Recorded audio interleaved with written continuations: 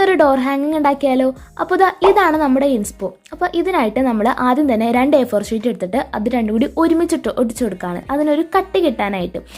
ഇഷ്ടമുള്ള സൈസിൽ നമുക്ക് നമ്മുടെ പേപ്പർ കട്ട് ചെയ്തെടുക്കാം, കാരണം നമ്മളിത് ഡോറിലാണ് ഹാങ് ചെയ്യാൻ പോണത്.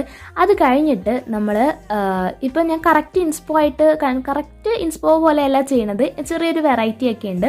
നമ്മൾ നമ്മുടെ ഒരു സ്പേസിന് അല്ലെങ്കിൽ നമ്മുടെ ഒരു ഏരിയക്ക് നമുക്കൊരു പേരിടണം. അപ്പം ഞാൻ ഇട്ടേക്കണത് ഒരു ക്യൂട്ട് ഹെവൻ എന്നാണ് ഞാൻ എൻ്റെ ഒരു റൂമിൻ്റെ പേര് ഇട്ടേക്കണത്.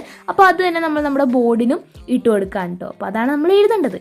അത് കഴിഞ്ഞിട്ട് ഞാൻ പിങ്കും പർപ്പിളും സ്കെച്ച് പെൻ വെച്ചിട്ട് ആദ്യം അതിൽ എഴുതി കൊടുത്തു. അത് കഴിഞ്ഞിട്ട് അത് ഒന്നും കൂടി എടുത്ത് നല്ല എഫക്റ്റായിട്ട് നിൽക്കാനായിട്ട് പേസ്റ്റൽ കളർ ബ്രഷ് പെൻ വെച്ചിട്ട് നമ്മൾ അതിൻ്റെ മീൻ്റെ കൂടെ എഴുതി കൊടുക്കുന്നുണ്ട്. അപ്പോൾ നല്ല ബോൾഡായിട്ട് ഇരിക്കും, ഒരു 3D എഫക്റ്റ് കിട്ടും.